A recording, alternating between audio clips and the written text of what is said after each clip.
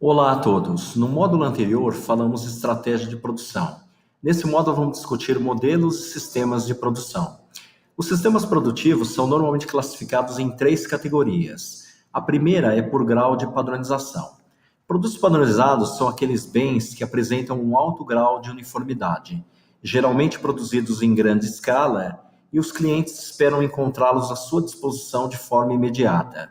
Seus sistemas produtivos podem ser organizados de forma a padronizar mais facilmente os recursos produtivos, máquinas, homens e materiais, os métodos de trabalho e controles, contribuindo para uma maior eficiência do sistema e consequente redução dos custos. Já os produtos customizados têm um modelo de produção que permite a produção de bens de forma unitária, projetados para uma necessidade específica de um determinado cliente.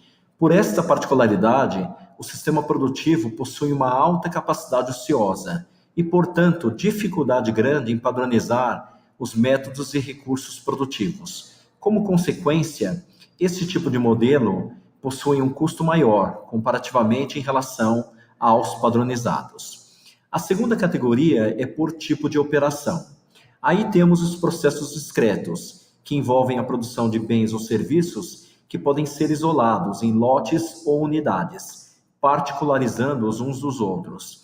E se divide em, primeiro, repetitivo em massa. São aqueles empregados na produção em grande escala de produtos altamente padronizados. A demanda pelos produtos normalmente é estável, fazendo com que seus projetos tenham pouca alteração no curto prazo, possibilitando a montagem de uma estrutura produtiva altamente especializada e pouco flexível, onde os altos investimentos possam ser amortizados durante um longo prazo, como, por exemplo, a fabricação de automóveis, eletrodomésticos, etc.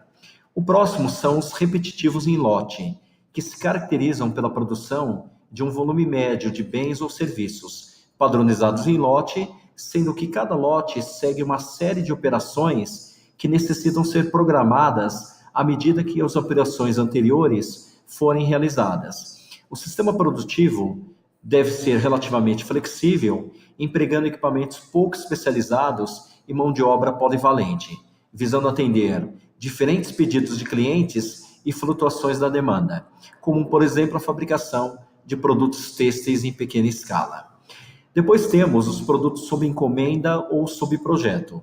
Os processos por projeto têm como finalidade o atendimento de uma necessidade específica do cliente, com todas as suas atividades voltadas para essa meta.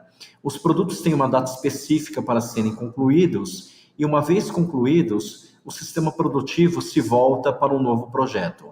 São concebidos em estreita ligação com os clientes, de modo que suas especificações impõem uma organização dedicada ao projeto.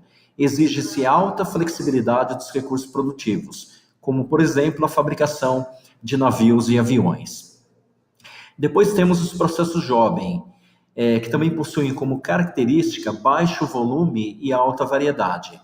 Mas, enquanto que em projetos de projeto, cada produto possui os recursos especificamente para ele, em processos jovem, os recursos da produção são divididos entre eles. A operação processa uma série de produtos que diferirão entre si por suas características. Exemplo, restauradores de móveis e alfaiates.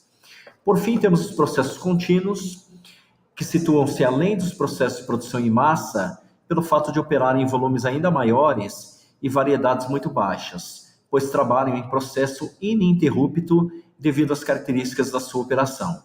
Pensem na indústria petroquímica, por exemplo. Por fim, temos a categoria de natureza de produto.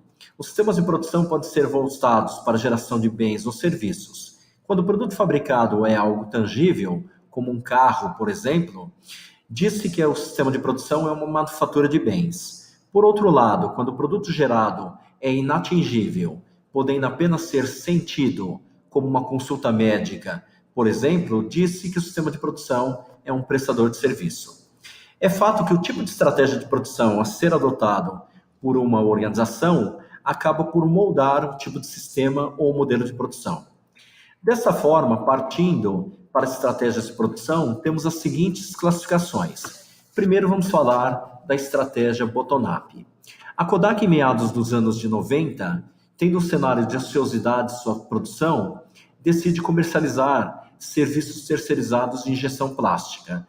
Um dos mercados que a Kodak passou a produzir foi o mercado bélico, que propiciava uma produção de maior valor agregado e uma maior receita. Com o sucesso no fornecimento de produtos para um mercado altamente restritivo e exigente, ela passa a perceber que a sua capacidade de produção ia além de simplesmente produzir peças para máquinas fotográficas e decidiu abrir uma nova divisão produtiva voltada ao fornecimento de peças técnicas para mercados diferenciados como o bélico e o aeroespacial. É a produção através de sua capacidade interna impulsionando a estratégia da empresa de baixo para cima, ou seja, bottom-up. Perspectiva dos requisitos de mercado. Uma multinacional italiana de produtos estampados iniciou a sua trajetória no Brasil fornecendo peças estampadas para o mercado de eletrodomésticos, ou linha branca, como chamamos no mercado. Ao longo do fornecimento para esse mercado, ela percebeu que existia uma demanda bastante grande e interessante no mercado de autopeças. Porém, para atender ao mercado automotivo, a empresa necessitou desenvolver capacidades de produção que ela não tinha no mercado anterior, como, por exemplo, a fabricação e fornecimento de pedidos no sistema just-in-time, ou entregas logística na estratégia Milk Run, por exemplo. São os requisitos de mercado moldando os sistemas e modelos de produção de uma empresa. Perspectiva dos recursos de operações. A Casas Bahia sempre cresceu, tendo como base o seu público-alvo os consumidores fiéis de baixa renda, que zelavam pelo cumprimento de seus carnês em dia, pois, afinal de contas, a sua capacidade de crédito estava vinculada ao seu histórico de pagamento. A Casas Bahia já era uma empresa que sabia trabalhar muito bem no mercado financeiro, através de negociações arrojadas com a sua base de fornecimento, principalmente quanto aos prazos de pagamento. Essa capacidade financeira da Casas Bahia fez com que a empresa pudesse crescer de forma sustentável através do financiamento direto aos seus clientes, com taxas de juros elevadas, porém amortizadas ao longo de prazos longos de pagamento. Na política de preço que cabe no seu bolso, ela foi uma referência em estratégia organizacional. É a empresa aproveitando seus recursos internos para a criação de diferencial competitivo. Por fim, vamos discutir o ciclo de vida de produtos, uma vez que define e caracteriza o posicionamento de gestão da produção de uma organização.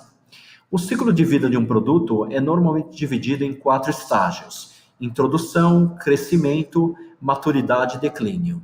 Em um plano cartesiano vendas versus tempo, podemos ver que na fase de introdução, o volume de vendas é baixo, pois o produto tem atratividade para aquelas pessoas que buscam por novidade.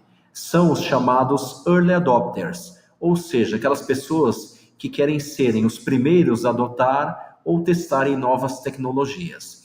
A vantagem dessa fase é a taxa de lucratividade, que é a maior de todas, uma vez que exploram a exclusividade, tendo como exemplo os lançamentos da Apple, que alcançam valores muito grandes de preço na época do seu lançamento. Uma vez que o produto é lançado no mercado e ganha confiança dos consumidores, o volume de venda começa a aumentar e, consequentemente, aparecem os primeiros concorrentes. Com a concorrência, começa a haver disputa de mercado e a consequente diminuição de preço de venda e da rentabilidade dos produtos. No estágio de maturidade, não há mais crescimento orgânico. As vendas estão estagnadas e a única forma de crescer é ganhando fatias de mercado da concorrência.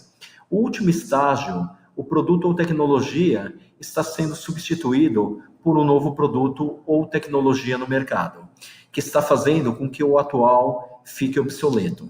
O fato é que o posicionamento estratégico em estar em qualquer das 4 fases é da organização e vai moldar os tipos de sistemas de produção da nossa empresa. Bom, é isso, então nos vemos no próximo módulo. Até logo.